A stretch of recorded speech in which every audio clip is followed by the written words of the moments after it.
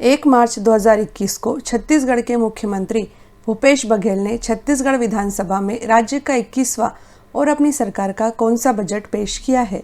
इसका उत्तर है तीसरा बजट। अगला क्वेश्चन है, वित्तीय वर्ष 2021-22 के छत्तीसगढ़ के इस बजट का आकार कितने हजार करोड़ रुपए का था? इसका आंसर है 97,106 करोड़ रुपए। नेक्स्ट क्वेश्चन है, छत्तीसगढ़ के बजट का आकार 97,106 करोड़ रुपए है। इस बजट में कितना राजस्व घाटा अनुमानित किया गया है? इसका आंसर है 3,702 करोड़ रुपए का राजस्व घाटा। छत्तीसगढ़ के इतिहास में ऐसा कौन सी बार हुआ है कि राज्य का बजट बनाने में सहयोगी के रूप में वित्त सचिव और बजट संचालक दोनों अधिकारी महिला रही हैं? इसका आंसर है पहली बार। अगला क्वेश्चन है, पुलिस फोर्स को जंगल की खबरें देने के लिए बस्तर टाइगर्स के कितने नए पदों की भर्ती की घोषणा बजट में की गई है? इसका आंसर है 2800 पद। अगला क्वेश्चन है, बस्तर डिवीजन के सभी जिलों में तैनात स्पेशल पुलिस फोर्स के जवानों को अब किस नाम से जाना जाएगा? इसका आंसर है बस्तर टाइगर्स के नाम से। वित्तीय वर्ष 2021-22 के छत्तीसगढ़ के बजट में प्रदेश में कितने नए अंग्रेजी माध्यम स्कूल खोले जाने की घोषणा की गई है? इसका आंसर है 119 नए अंग्रेजी माध्यम के स्कूल। अगला क्वेश्चन है, वित्तीय वर्ष 2021-22 के छत्तीसगढ़ के बजट में स्वच्छता दीदी का मानदेय 5,000 रुपये से बढ़ाकर कितना करने की घोषणा की गई है? इसका उत्तर है 6,000 रुपये। अगला क्वेश्चन है, महात्मा गांधी राष्ट्रीय रोजगार गारंटी कानून अर्थात मनरेगा के तहत इस साल राज्य के बजट में कितने रुपए का प्रावधान किया गया है? इसका आंसर है 1,603 करोड़ रुपए का प्रावधान। छत्तीसगढ़ के बजट में राम वन गमन पथ के लिए कितने करोड़ रुपए का प्रावधान किया गया है? इसका उत्तर है 30 करोड़ रुपए का। अगला क्वेश्चन है, छत्तीसगढ़ के बजट में किस स्थान पर नया शासकीय बीएड कॉलेज खोलने की घोषणा की गई है? इसका आंसर है कांकेर में। अगला क्वेश्चन है, छत्तीसगढ़ के नए बजट में राजीव गांधी किसान न्याय योजना के लिए कितने रुपए का प्रावधान किया गया है? इसका उत्तर है 5,703 करोड़ रुपए का। उल्लेखनीय है कि छत्तीसगढ़ सरकार ने पूर्व प्रधानमंत्री राजीव गांधी की पुण्यतिथि यानी 21 मई 2020 को किसानों की आय में वृद्धि करने के लिए राजीव गांधी किसान न्याय योजना शुरू की है। इस योजना में प्रधानमंत्री किसान सम्मान निधि योजना की तरह सहायता राशि सीधे किसानों के बैंक खाते में जमा की जाती है।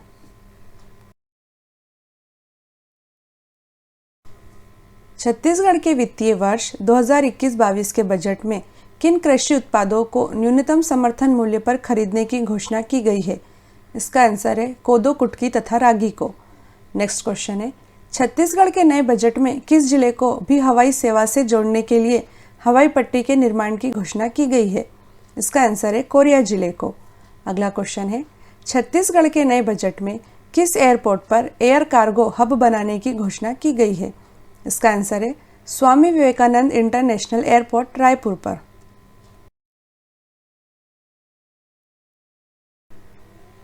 छत्तीसगढ़ के सभी लोगों तक नल का जल पहुंचाने के लिए जल जीवन मिशन योजना के तहत कितने रुपए का प्रावधान किया गया है? इसका उत्तर है 850 करोड़ रुपए का प्रावधान। अगला क्वेश्चन है, छत्तीसगढ़ के नए बजट में लाख और मछली पालन को कौन सा दर्जा दिया गया है? इसका आंसर है कृषि कार्य का दर्जा। नेक्स्ट क्वेश्चन है, छत्तीसगढ़ के नए बजट में भोपाल की तर्ज पर छत्तीसगढ़ में भी किस भवन के निर्माण की घोषणा की गई है? इसका उत्तर है भारत भवन का निर्माण। गौरतलब है कि भारत भवन भोपाल में स्थित कला केंद्र, सांस्कृतिक केंद्र एवं संग्रहालय है। इसमें कला दीर्घा, ललित कला संग्रह, ऑडिटोरियम, रिहर्सल रूम, भारतीय कविताओं का पुस्तकालय आदि कई चीजें शामिल हैं। भोपाल स्थित भारत भवन के वास्तुकार चार्ल्स कोरिया हैं।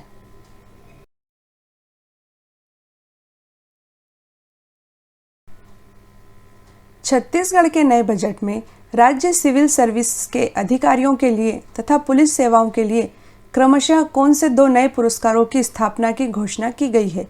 इसका उत्तर है राज्य सिविल सेवा पदक तथा राज्य सेवा पुलिस पदक। अगला क्वेश्चन है, छत्तीसगढ़ के नए बजट में किस स्थान पर नवीन ऊर्जा शिक्षा उद्यान स्थापित करने की घोषणा की गई है? इसका उत्तर है दुर्ग जिले के पाटन में। अगला क्वेश्चन है, छत्तीसगढ़ के नए बजट में घोषित ट्रांसजेंडर्स अर्थात तृतीय लिंग के लोगों के पुनर्वास के लिए देश में अपनी तरह का पहला पुनर्वास केंद्र गरिमा गृह के नाम से 1 अप्रैल 2021 से कहां प्रारंभ हुआ है? इसका उत्तर है रायपुर में।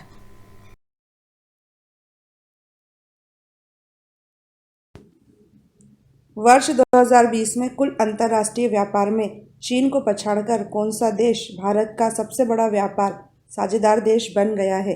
इसका उत्तर है अमेरिका। अगला क्वेश्चन है, 1 रुपये के करेंसी नोटों पर किसके हस्ताक्षर होते हैं? उत्तर है वित्त सचिव भारत सरकार के। अगला क्वेश्चन है, योजना आयोग के स्थान पर नीति आयोग का गठन कब हुआ था? इसका उत्तर है 1 जनवरी 2015 को। वर्तमान में किस देश की मुद्रा का विश्व व्यापार में सबसे अधिक उपयोग होता है? उत्तर है अमेरिका की मुद्रा डॉलर का। अगला क्वेश्चन है, विश्व का सबसे बड़ा स्टॉक एक्सचेंज कौन सा है? उत्तर है न्यूयॉर्क स्टॉक एक्सचेंज। अगला क्वेश्चन है, देश का पहला तैरता हुआ ATM state bank of India ने किस स्थान पर प्रारंभ किया है? उत्तर है कोच्चि में।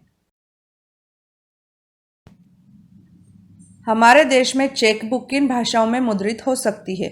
उत्तर है हिंदी एवं अंग्रेजी में। अगला क्वेश्चन है, आईसीआईसीआई का विस्तृत अर्थ क्या है? उत्तर है industrial credit and investment corporation of India. अगला क्वेश्चन है, यूटीआई की स्थापना कब की गई थी? उत्तर है 1 फरवरी 1964 को।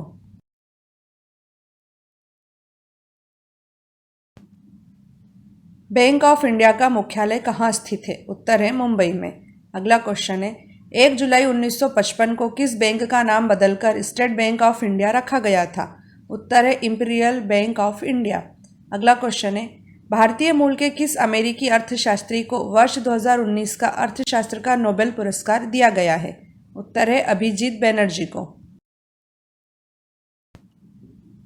रिजर्व बैंक ऑफ इंडिया की स्थापना किस वर्ष हुई थी? उत्तर है 1935 में। नेक्स्ट क्वेश्चन है, डेबिट कार्ड पर इक्विवेटेड मंथली इंस्टॉलमेंट अर्थात ईएमआई की सुविधा प्रदान करने वाला पहला भारतीय बैंक कौन सा है? इसका उत्तर है आईसीआईसीआई बैंक। अगला क्वेश्चन है, सामान्यतः बैंक अधिकतम कितनी अवधि के लिए फिक्स्ड डिपॉजिट स्वीकार करते हैं? उत्तर है 10 वर्ष।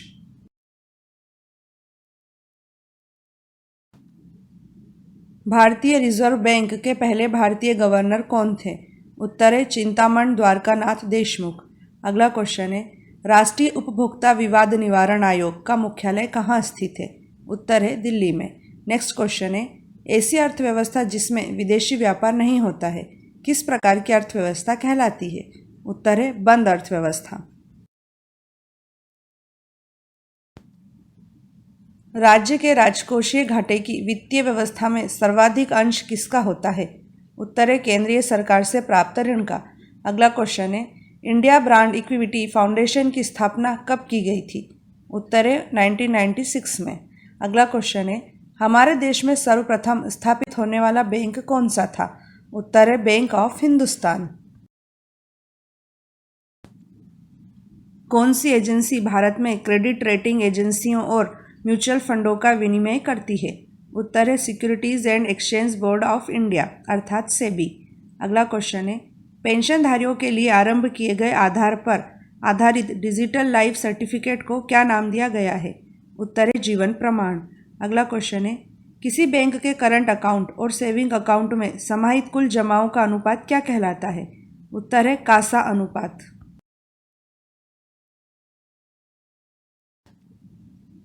सार्वजनिक क्षेत्र के किस बैंक में न्यू बैंक ऑफ इंडिया का विलय हुआ है? उत्तर है पंजाब नेशनल बैंक। अगला क्वेश्चन है, सेंट्रल बैंक ऑफ इंडिया का मुख्यालय कहाँ स्थित है? उत्तर है मुंबई में। अगला क्वेश्चन है, वर्ष 1969 में 14 व्यावसायिक बैंकों का राष्ट्रीयकरण किस प्रधानमंत्री के शासनकाल में हुआ था? उत्तर है इंदिरा गांधी।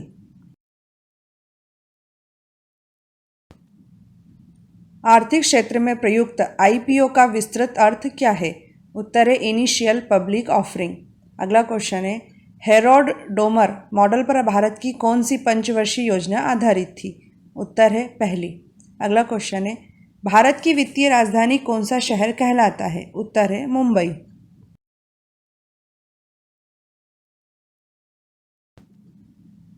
वर्ष 1999 में पारित फेमा का पूरा नाम क्या है? उत्तर है foreign exchange management act. Next question है, एक व्यक्ति एक बैंक की एक ही ब्रांच में कितने बचत खाते खोल सकता है? उत्तर है केवल एक। अगला क्वेश्चन है, economic and social commission for Asia and Pacific का मुख्यालय कहाँ है? उत्तर है बैंकॉक में। रेपो रेट और रिवर्स रेपो रेट कौन निर्धारित करता है? उत्तर है भारतीय रिजर्व बैंक। नेक्स्ट क्वेश्चन है, निजी क्षेत्र के किस बैंक ने सर्वप्रथम भारत में यह सुविधा उपलब्ध कराई है कि कोई भी उपभोक्ता बैंक को केवल एक मिस कॉल देकर राशि का स्थानांतरण करा सकता है? उत्तर है फेडरल बैंक। अगला क्वेश्चन है, भारत में वॉच बैंकिंग स्कीम प्रारंभ करने वाला पहला बैंक कौन सा है? उत्तर है एचडीएफसी बैंक। किस बैंक की स्थापना निर्यात को बढ़ावा देने तथा आयात पर देश की निर्भरता कम करने के लिए की गई है? उत्तर है एक्सिम बैंक। अगला क्वेश्चन है, देश का वह पहला राज्य कौन सा था जिसने राज्य स्तरीय मानव विकास रिपोर्ट जारी की थी? उत्तर है मध्य प्रदेश। अगला क्वेश्चन है, 1956 में स्थापित भारतीय जीवन बीमा निगम का हेडक्वार्टर किस शहर में स्थित है? उत्तर है मुंबई में। स्वतंत्र भारत में मुद्रा का अवमूल्यन प्रथम बार किस वर्ष किया गया था? उत्तर है 1949 में। अगला क्वेश्चन है, बिल्कुल नए सिरे से बजट तैयार करना किस प्रकार का बजट कहलाता है? उत्तर है शून्य आधारित बजट। अगला क्वेश्चन है, चेक जारी करने के बाद वह कितने महीने तक वैध रहता है? उत्तर है 3 माह तक। कौन सी संवैधानिक संस्था केंद्र तथा राज्यों के बीच राजस्व वितरण का कार्य करती है? उत्तर है वित्त आयोग। अगला क्वेश्चन है, भारत में पहला एटीएम किस वर्ष स्थापित हुआ था? उत्तर है 1987 में। अगला क्वेश्चन है, किस पंचवर्षीय योजना में मानव पूंजी के महत्व पर विशेष जोर दिया गया था? उत्तर है 7वीं पंचवर्षीय योजना। द्वितीय पंचवर्षीय योजना जिसमें समाज के समाजवादी प्रतिरूप की स्थापना की आकांक्षा थी, किस अन्य नाम से भी जानी जाती है? उत्तर है महालन 20 योजना। अगला क्वेश्चन है, भारत में विदेशी मुद्रा पर किसका नियंत्रण है? उत्तर है रिजर्व बैंक ऑफ इंडिया का। अगला क्वेश्चन है, भारत में लीड बैंक योजना कब प्रारंभ की गई थी? उत्तर है 1969 में।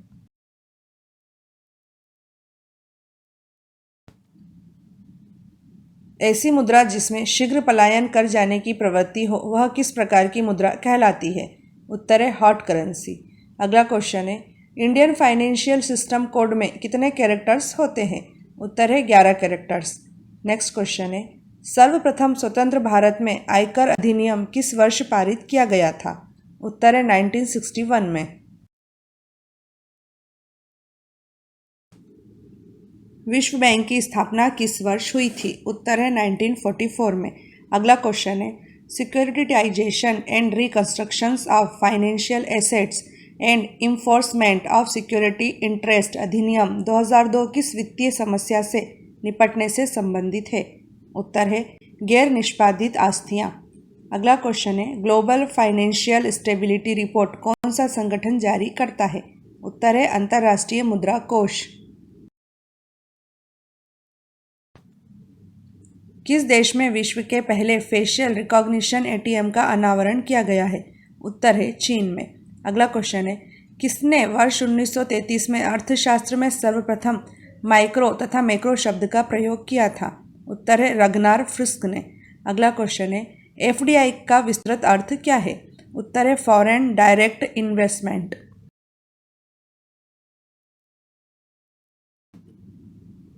किस भारतीय व्यावसायिक निजी क्षेत्र के बैंक ने देश में सर्वप्रथम चलती फिरती एटीएम सेवा प्रारंभ की थी? उत्तर है आईसीआईसीआई बैंक ने। अगला क्वेश्चन है, वर्ल्ड डेवलपमेंट रिपोर्ट किसका वार्षिक प्रकाशन है? उत्तर है वर्ल्ड बैंक का। अगला क्वेश्चन है, भारत अंतर्राष्ट्रीय मुद्रा कोष का सदस्य किस वर्ष बना था? उत्तर है वर्ष 1945 में।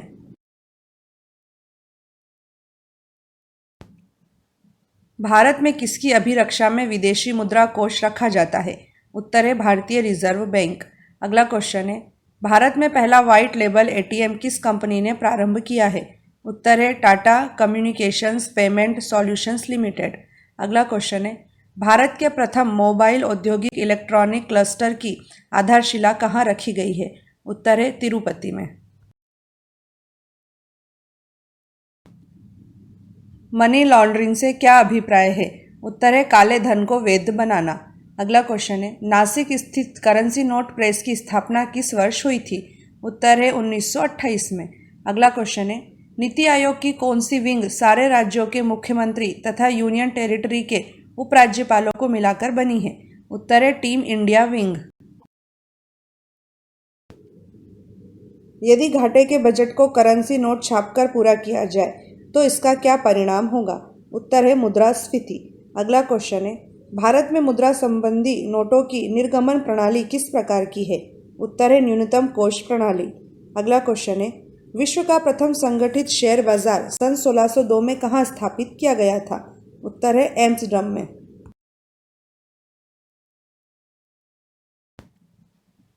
भारत में सहकारी बैंकों का गठन कितने स्तरों वाला है? उत्तर है 3 स्तरों वाला। अगला क्वेश्चन है, वॉल स्ट्रीट का संबंध किस स्टॉक एक्सचेंज से है? उत्तर है न्यूयॉर्क स्टॉक एक्सचेंज। अगला क्वेश्चन है, भारतीय बीमा नियामक और विकास प्राधिकरण की स्थापना किस समिति की सिफारिश पर की गई थी? उत्तर है RN मल्होत्रा समिति। बैंक दर एवं खुले बाजार की कार्यवाही किससे संबंधित है? उत्तर है मौद्रिक नीति से। अगला क्वेश्चन है, न्यू डेवलपमेंट बैंक अर्थात ब्रिक्स बैंक का मुख्यालय कहाँ स्थित है? उत्तर है शंघाई में। अगला क्वेश्चन है, एशियाई विकास बैंक का मुख्यालय कहाँ स्थित है? उत्तर है मनीला में।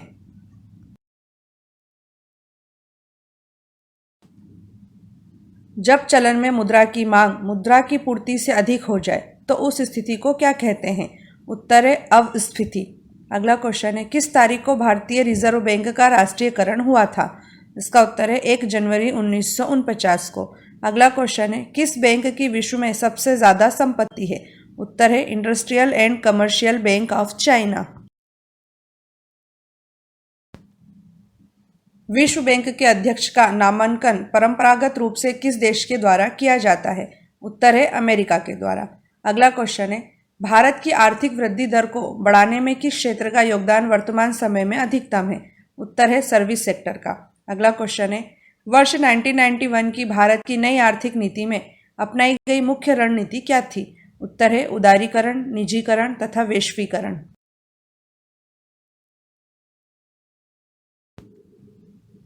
देश में पहली बार किस बैंक ने वायस पासवर्ड सेवा शुरू की है? उत्तर है ICICI बैंक ने। अगला क्वेश्चन है, शेयरों को इलेक्ट्रॉनिक रूप से जिस अकाउंट में रखा जाता है उसे किस नाम से जाना जाता है? उत्तर है डीमैट अकाउंट। अगला क्वेश्चन है, भारत के सभी ATM को कौन जोड़ता है? उत्तर है भारतीय राष्ट्रीय भुगतान निगम।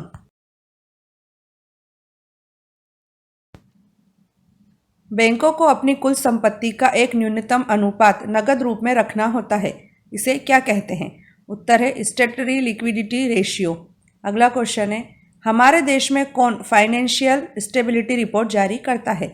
उत्तर है रिजर्व बैंक ऑफ इंडिया। अगला क्वेश्चन है, federation of Indian chambers of commerce and industries की स्थापना किस वर्ष हुई थी? उत्तर है 1927 में। इंटरनेशनल मॉनिटरी फंड की स्थापना किस वर्ष हुई थी? उत्तर है 1945 में।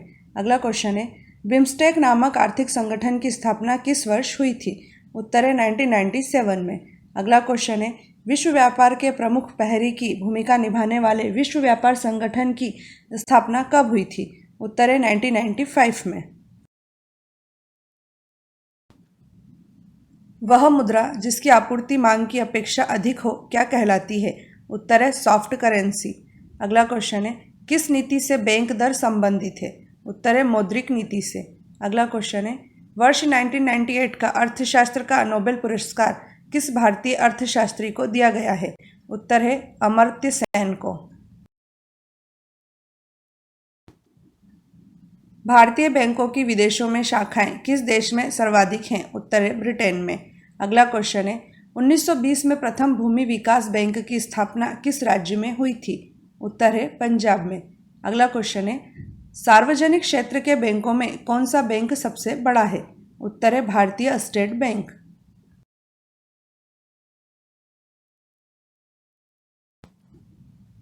रिजर्व बैंक एक्ट 1934 के अनुसार रिजर्व बैंक ऑफ इंडिया किस कीमत से अधिक के बैंक नोट जारी नहीं कर सकता? उत्तर है 10,000 रुपये से अधिक कीमत के बैंक नोट। अगला क्वेश्चन है भारतीय रिजर्व बैंक का मुख्यालय कहाँ है? उत्तर है मुंबई में। अगला क्वेश्चन है अंतर्राष्ट्रीय मुद्रा कोष के संदर्भ में SDR का तात्पर्य क्या है? उत्तर है special drawing rights.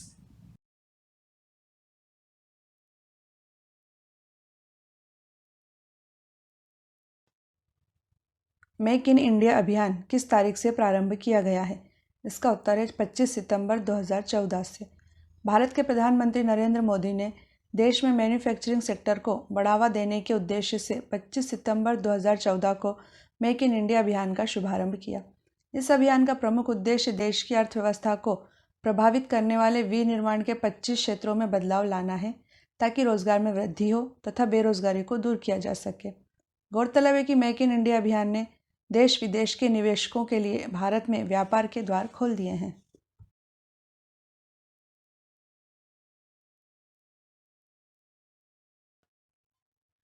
Beti Bachao Beti Padhao कार्यक्रम का शुभारंभ किस जिले से किया गया था? इसका उत्तर है पानीपत। भारत के प्रधानमंत्री नरेंद्र मोदी ने 22 जनवरी 2015 को हरियाणा के पानीपत जिले से बेटी बचाओ बेटी पढ़ाओ कार्यक्रम का शुभारंभ किया था। यह कार्यक्रम बालिकाओं को जीवित रखने, सुरक्षित रखने, शिक्षित बनाने एवं सशक्त बनाने के लिए समन्वित एवं केंद्रीकृत प्रयास सुनिश्चित करने हेतु शुरू किया गया है। इसे एक राष्ट्रीय अभियान के रूप में सभी राज्यों एवं केंद्र शासित प्रदेशों में क्रियान्वित किया जा रहा है। लैंगिक भेदभाव के कारण बालिकाओं की हत्या रोकना, बालिकाओं का जीवन एवं सुरक्षा सुनिश्चित करना, बालिकाओं की शिक्षा व सहभागिता सुनिश्चित करना इस कार्यक्रम के मूल उद्देश्य हैं।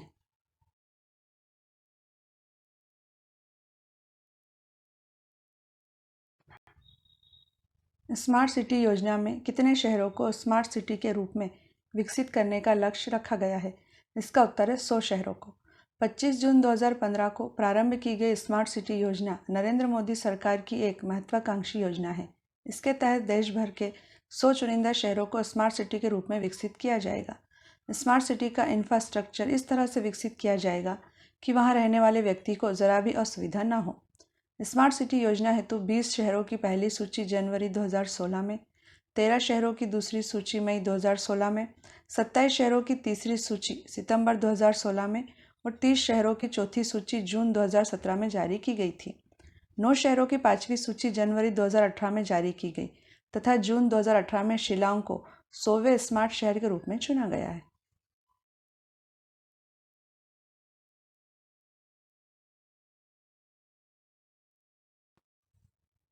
आयुष्मान भारत योजना में कितने रुपए का स्वास्थ्य बीमा उपलब्ध कराया जा रहा है? इसका उत्तर है सालाना 5 लाख रुपए का। मोदी केयर के नाम से मशहूर आयुष्मान भारत योजना 1 अप्रैल 2018 से शुरू की गई है। केंद्र सरकार आयुष्मान योजना के तहत देश के 10 करोड़ परिवारों या 50 करोड़ लोगों को सालाना 5 लाख रुपए का स्वास्थ्य बीमा उपलब्ध करा रही है। आयुष्मान भारत योजना को प्रधानमंत्री जन आरोग्य योजना भी कहा जाता है। यह वास्तव में देश के गरीब लोगों के लिए हेल्थ इंश्योरेंस स्कीम है।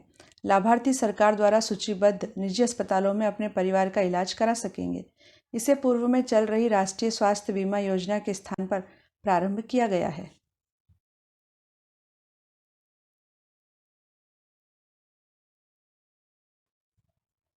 स्वच्छ भारत अभियान किस तारीख से प्रारंभ हुआ है? इसका उत्तर है 2 अक्टूबर 2014। प्रधानमंत्री नरेंद्र मोदी ने 2 अक्टूबर 2014 को गांधी जयंती के दिन स्वच्छ भारत अभियान का शुभारंभ किया था। स्वच्छ भारत अभियान का लक्ष्य खुले में शौच को रोकना, प्रत्येक घर में शौचालय का निर्माण करना तथा कचरे का उचित ढंग से निस्तारण करना है। लोगों में स्वच्छता के प्रति जागरूकता उत्पन्न करना भी स्वच्छ भारत अभियान का मुख्य लक्ष्य है। इसके तहत वर्ष 2019 के अंत तक भारत को संपूर्ण स्वच्छ बनाने का लक्ष्य तय किया गया था। 2 अक्टूबर 2019 को प्रधानमंत्री नरेंद्र मोदी ने भारत को खुले में शौच से मुक्त अर्थात ODF घोषित कर दिया है।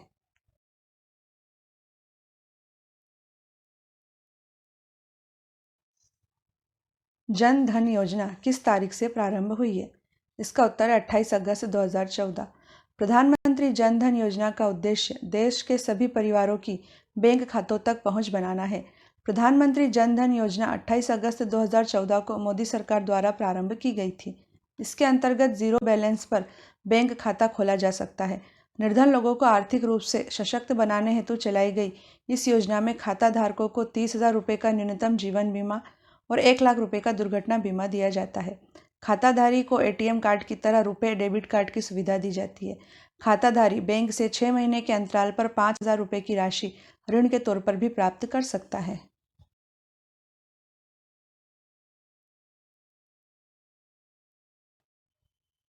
नमामि गंगे कार्यक्रम किस तारीख को प्रारंभ हुआ है? इसका उत्तर है 7 जुलाई 2016 को।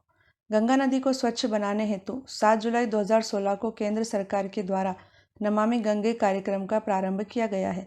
20,000 करोड़ रुपए की लागत वाले इस कार्यक्रम के द्वारा गंगा नदी की स्वच्छता हेतु अनेक योजनाएं क्रियान्वित की जा रही हैं, जिनमें गंगा नदी को प्रदूषण मुक्त करने के लिए जलमल उपचार संयंत्रों की स्थापना, जैवोपचार, गंगा में ठोस कचरा प्रवाहित करने पर रोक, गंगा में गिरने वाले गंदे पानी के उपचार हेतु संयंत्रों की स्थापना, गंगा में गिरने वाले जल मल को निकासी बिंदु पर ही रोकने के उपाय, गंगा किनारे स्थापित कारखानों पर अंकुश जैसे कार्य शामिल हैं।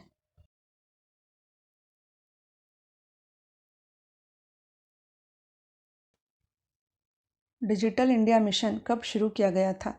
इसका उत्तर है 2 जुलाई 2015 को।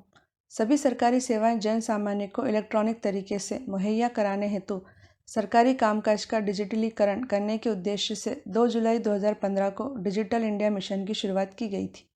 मिशन के तहत भारत को डिजिटल बनाने हेतु विशेष ध्यान दिया जा रहा है। 1 लाख करोड़ रुपए की लागत वाले इस मिशन के 2020 तक पूरे होने का लक्ष्य रखा गया है। यह देश का एक सफल मिशन है और डिजिटल साक्षरता तथा विभिन्न कार्यक्रमों के माध्यम से तेजी के साथ अपने लक्ष्य की ओर बढ़ रहा है।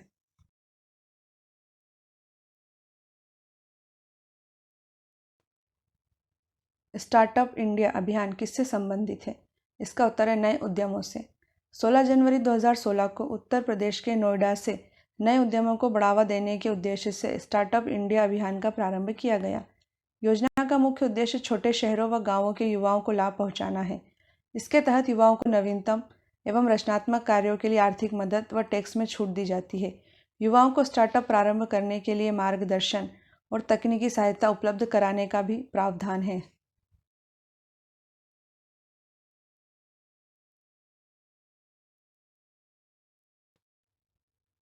स्टैंड अप इंडिया अभियान किससे संबंधित है? इसका उत्तर है उद्यमशीलता को प्रोत्साहन।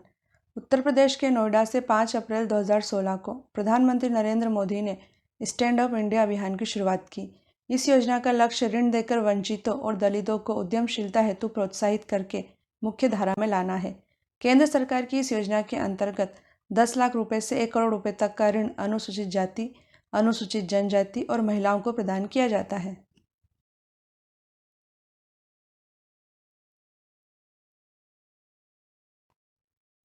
प्रधानमंत्री उज्ज्वला योजना का संबंध किससे है? इसका उत्तर है एलपीजी कनेक्शन से। नरेंद्र मोदी के द्वारा प्रधानमंत्री उज्ज्वला योजना 1 मई 2016 को उत्तर प्रदेश के बलिया जिले से आरंभ की गई। इस योजना का लक्ष्य गरीबी रेखा से नीचे जीवन यापन करने वाले 5 करोड़ लोगों को रसोई गैस कनेक्शन प्रदान करना था। योजना के अंतर्गत गरीबी रेखा से नीचे जीवन यापन करने वाले परिवार को प्रत्येक एलपीजी कनेक्शन के लिए 1,600 रुपये प्रदान किए जाते हैं।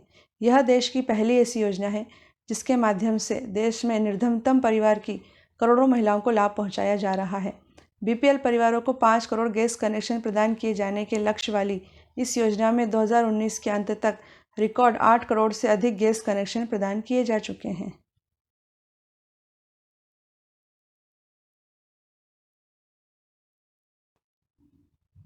उज्ज्वला प्लस योजना क्या है? इसका उत्तर है एलपीजी सब्सिडी छोड़ने से।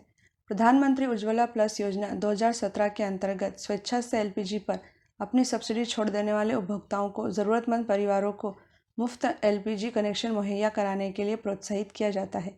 इसके अंतर्गत एलपीजी पर अपनी सब्सिडी छोड़ देने वाले उपभोक्ताओं की सब्सिडी की राशि से गरीब परिवारों को मुफ्त एलपीजी कनेक्शन दिए जाते हैं।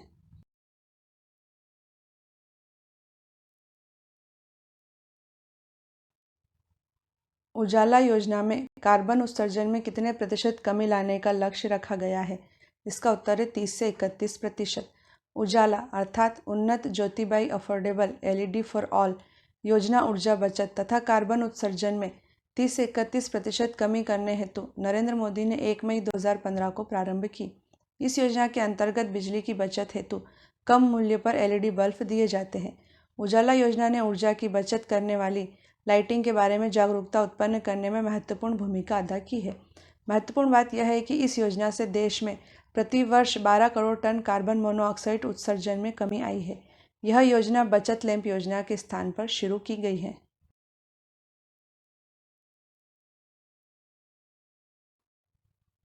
दीनदयाल उपाध्याय अंत्योदय योजना का मुख्य उद्देश्य क्या है? इसका उत्तर है कौशल विकास। 25 सितंबर 2014 को प्रारंभ की गई दीनदयाल उपाध्याय अंत्योदय योजना का उद्देश्य कौशल विकास और अन्य उपायों के माध्यम से आजीविका के अवसरों में वृद्धि कर शहरी और ग्रामीण गरीबी को कम करना है। योजना के मुख्य बिंदु हैं: प्रत्येक शहरी निर्धन व्यक्ति पर 15,000 से 18,000 रुपये खर्च कर उसे कौशल सिखाना, व्यक्तिगत परियोजना के लिए 2 लाख रुपए की तथा समूह उद्यमों के लिए 10 लाख रुपए की ब्याज सब्सिडी के साथ उद्यमों की स्थापना के माध्यम से स्वरोजगार को बढ़ावा देना, सभी के लिए आवास, सभी के द्वार पर ही सुरक्षित पेयजल, क्षेत्र के अनुरूप सिंचाई की सुविधाएं, सभी मौसमों में चालू रहने वाली सड़कों के माध्यम से नज़दीकी शहरों से संपर्क, बिजली की उपलब्धता, शहरी विकास की निरंतरता के लिए ठोस संस्थागत प्रणाली, आदिवासी सांस्कृतिक धरोहर का संवर्धन एवं संरक्षण तथा आदिवासी क्षेत्रों में खेलों को बढ़ावा देना है।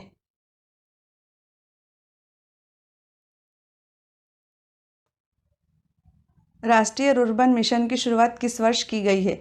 इसका उत्तर है 2016 में। भारत के प्रधानमंत्री नरेंद्र मोदी ने 21 फरवरी 2016 को छत्तीसगढ़ के राजनांदगांव जिले के कुरुभात गांव से राष्ट्रीय रुर्बन मिशन का शुभारंभ किया था। राष्ट्रीय रुर्बन मिशन के तहत ग्रामीण क्षेत्रों में आधारभूत सेवाओं में वृद्धि तथा सुविधाएं प्रदान कर गांवों का विकास करना है।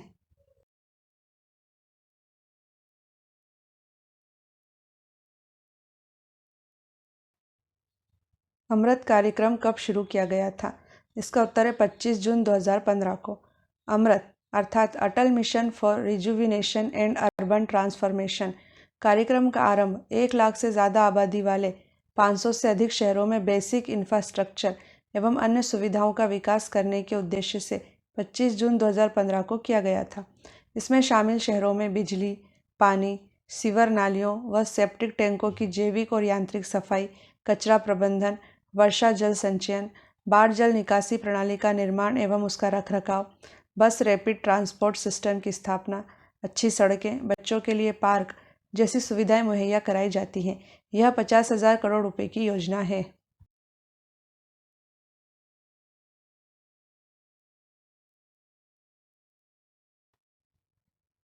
सुगम्य भारत अभियान किसके लिए शुरू किया गया है? इसका उत्तर है विकलांगों के लिए। सुगम्य भारत अभियान का आरंभ प्रधानमंत्री नरेंद्र मोदी द्वारा 3 दिसंबर 2015 को अंतर्राष्ट्रीय विकलांग दिवस के दिन किया गया था। केंद्र सरकार ने विकलांगों अर्थात दिव्यांगों के उत्पादक, सुरक्षित और गरिमापूर्ण जीवन जीने के लिए उन्हें प्रगति और विकास हेतु समान अवसर और सुगम्यता प्रदान करने हेतु सुगम्य भारत अभियान की शुरुआत की है।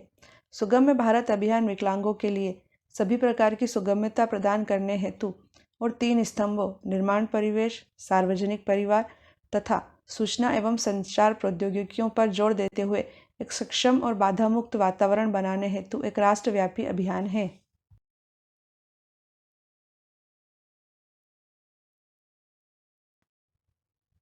प्रधानमंत्री आवास योजना किस तारीख को प्रारंभ की गई है?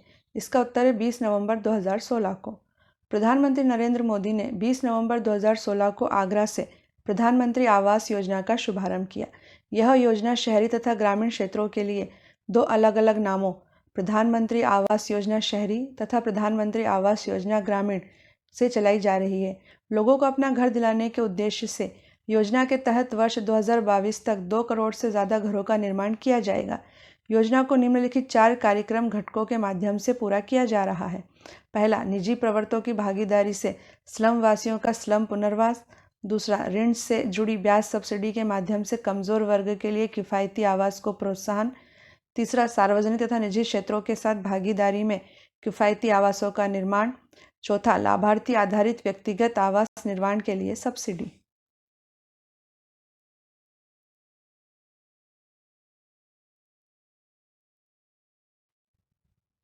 प्रधानमंत्री मुद्रा योजना का संबंध किससे है? इसका उत्तर है बैंक ऋण। प्रधानमंत्री मुद्रा अर्थात micro units development and refinance agency limited योजना एक बैंक ऋण योजना है जो लघु उद्यमों, कंपनियों व स्टार्टअप्स को वित्तीय सहायता उपलब्ध कराने के लिए 8 अप्रैल 2015 को प्रारंभ की गई थी। इस योजना के अंतर्गत 3 श्रेणियों में ऋण दिया जाता है। पहली है शिशु। इसके अंतर्गत नए उद्यमियों को व्यापार प्रारंभ करने हेतु 50,000 रुपये तक का ऋण दिया जाता है। दूसरी है किशोर। इसके अंतर्गत उन उद्योगों को 50,000 से 5 लाख रुपये तक का ऋण दिया जाता है जो प्रारंभ तो हो गए हैं पर अभी स्थापित नहीं हो पाए हैं। तीसरी है तरुण। इसके अंतर्गत स्थापित हो चुके लघु उद्योगों को व्यापार वृद्धि हेतु 10 लाख रुपये तक का ऋण उपलब्ध कराया जाता है।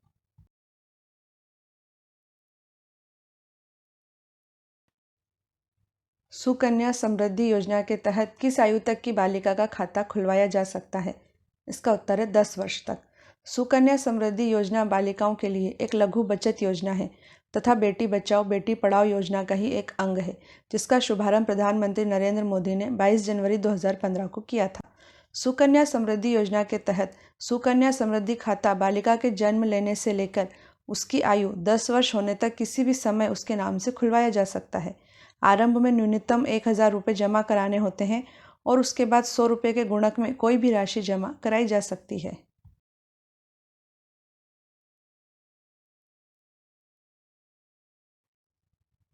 नई मंजिल योजना का संबंध किससे है? इसका उत्तर है औपचारिक शिक्षा कौशल प्रशिक्षण। नई मंजिल योजना बीच में ही पढ़ाई छोड़ चुके अथवा मदरसों जैसे सामुदायिक शिक्षा संस्थानों में पढ़े 17 से 35 वर्ष के अल्पसंख्यक युवाओं को कक्षा 8वीं या 10वीं तक औपचारिक शिक्षा तथा प्रमाण पत्र के साथ कौशल प्रशिक्षण देने के उद्देश्य से प्रारंभ की गई है, ताकि वे बेहतर रोजगार प्राप्त करने के योग्य हो जाएं और बेहतर जीवन जी सकें। इस योजना में कम से कम 30% सीटें अल्पसंख्यक लड़कियों के लिए रखी गई हैं। इसमें 9 से 12 महीने का गैर आवासीय कार्यक्रम भी है, जिसमें उनकी शिक्षा के लिए तथा लाभकारी रोजगार प्राप्त करने के लिए किसी कौशल का प्रशिक्षण दिया जाता है।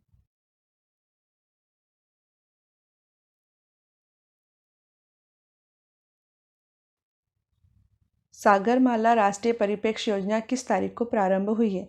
इसका उत्तर है 14 अप्रैल 2016 को। 14 अप्रैल 2016 को प्रधानमंत्री नरेंद्र मोदी ने सामुद्रिक भारत सम्मेलन के शुभारंभ के अवसर पर सागरमाला राष्ट्रीय परिप्रेक्ष्य योजना प्रारंभ की। सागरमाला सरकार का एक प्रमुख कार्यक्रम है, जिसका उद्देश्य देश में बंदरगाहों की अगुवाई में विकास को गति प्रदान करना है। इस कार्यक्रम से लॉजिस्टिक्स लागत में लगभग 35,000 करोड़ रुपए की वार्षिक बचत हो सकती है। साथ ही वर्ष 2025 तक भारत का व्यापारिक निर्यात बढ़कर 110 अरब डॉलर तक होने की संभावना है। इस योजना के माध्यम से लगभग 1 करोड़ नए रोजगार अवसर पैदा होने का अनुमान है।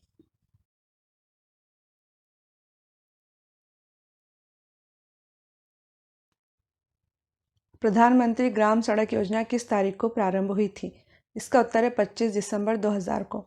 भारत सरकार ने 25 दिसंबर 2000 को प्रधानमंत्री ग्राम सड़क योजना अर्थात PMGSY की शुरुआत की थी। इस योजना का प्रमुख उद्देश्य ग्रामीण इलाकों में 500 या इससे अधिक आबादी वाले पहाड़ी और रेगिस्तानी क्षेत्रों में 250 लोगों की आबादी वाले गांव सड़क संपर्क से वंचित गांवों को 12 सड़कों से जोड़ना है। प्रधानमंत्री ग्राम सड़क योजना के तहत सम्मिलित 1,58,891 गांवों में से 84,414 गांवों को जोड़ने के लिए लक्षित 3,67,693 किलोमीटर में से 2,09,570 किलोमीटर नई सड़कों का निर्माण किया जा चुका है। इस योजना के तहत प्रतिदिन औसतन लगभग 133 किलोमीटर सड़कों का निर्माण हो रहा है।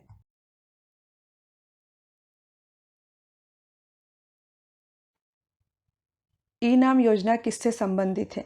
इसका उत्तर है किसानों को उनकी उपज का उचित मूल्य दिलाने से।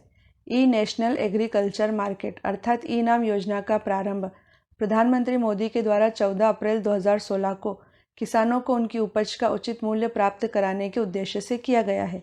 ई नाम राष्ट्रीय स्तर का इलेक्ट्रॉनिक ट्रेडिंग पोर्टल है, जो एकीकृत राष्ट्रीय बाजार के लिए एक मंच है। इसका उद्देश्य व्यापारियों को राज्य के सभी बाजारों के लिए लाइसेंस उपलब्ध करवाना, कृषि उपज के गुणवत्ता मानकों में एकरूपता लाना तथा प्रत्येक बाजार में गुणवत्ता परीक्षण का प्रावधान उपलब्ध कराना है।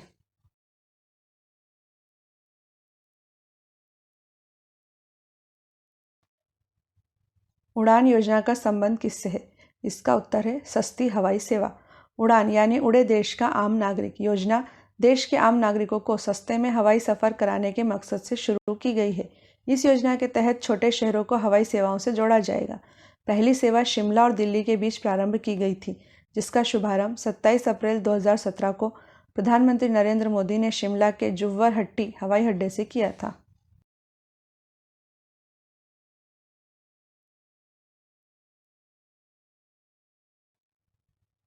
साथ कार्यक्रम किसने प्रारंभ किया है? इसका उत्तर है नीति आयोग ने।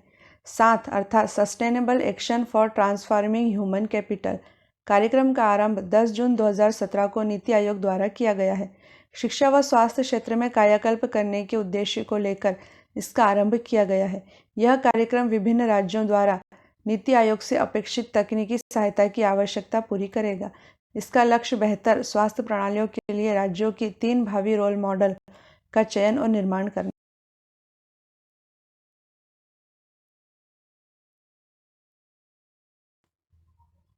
सेतु भारतम परियोजना का संबंध किससे है? इसका उत्तर है राजमार्गों को रेलवे क्रॉसिंग से मुक्त बनाना। सेतु भारतम परियोजना राष्ट्रीय राजमार्गों को रेलवे क्रॉसिंग से मुक्त बनाने के उद्देश्य से 4 मार्च 2016 से प्रारंभ की गई है। इसका लक्ष्य सभी राष्ट्रीय राजमार्गों को रेलवे क्रॉसिंग से मुक्त बनाना है ताकि उन पर आवाजाही सुगम हो सके। इस परियोजना के तहत 20,800 करोड़ रुपए की लागत से 208 रेलवे ओवरब्रिज तथा रेलवे अंडरब्रिज का निर्माण किया जाएगा। साथ ही लगभग 1500 पुराने और खस्ताहाल पुलों को लगभग 30,000 करोड़ रुपए की लागत से चरणबद्ध तरीके से मजबूत बनाकर सुधारा जाएगा।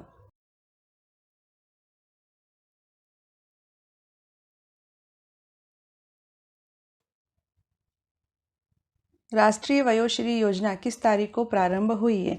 इसका उत्तर 1 अप्रैल 2017। गरीबी रेखा से संबद्ध वरिष्ठ नागरिकों को शारीरिक सहायता एवं जीवन यापन के लिए आवश्यक उपकरण प्रदान करने वाली राष्ट्रीय वयोश्री योजना का शुभारंभ आंध्र प्रदेश के नेल्लोर जिले से 1 अप्रैल 2017 को किया गया है। इस योजना के अंतर्गत वरिष्ठ नागरिकों के जीवन यापन के लिए आवश्यक उपकरणों को शिविरों के माध्यम से वितरित किया जाएगा। 484 करोड़ रुपए की इस योजना से देश के 260 जिलों के गरीबी रेखा वाले 5,56,000 वरिष्ठ नागरिकों को लाभ मिलेगा।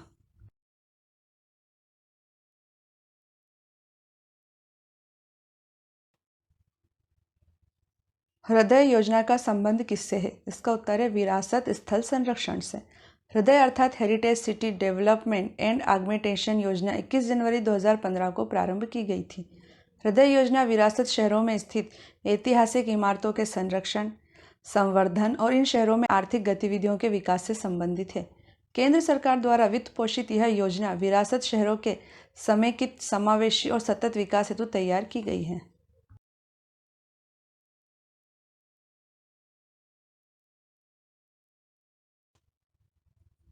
समग्र शिक्षा अभियान कार्यक्रम कब शुरू किया गया था?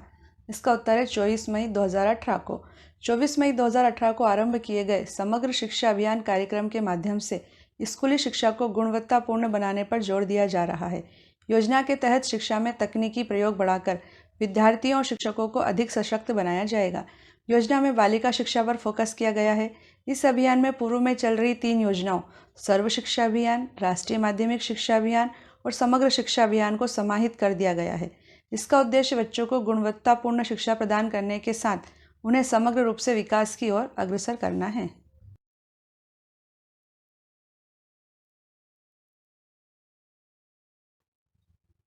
स्वच्छ स्वस्थ सर्वत्र अभियान किस दिनांक से प्रारंभ हुआ है?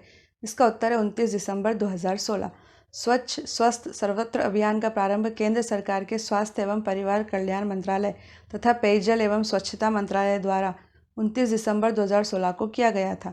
इस अभियान के माध्यम से स्वच्छ भारत से एक कदम आगे स्वस्थ भारत के निर्माण पर जोर दिया जा रहा है। इस अभियान का उद्देश्य बेहतर स्वच्छता, ज़्यादा जागरूकता और स्वस्थ जीवन शैली अपनाकर उत्तम स्वास्थ्य के लक्ष्य को प्राप्त करना है।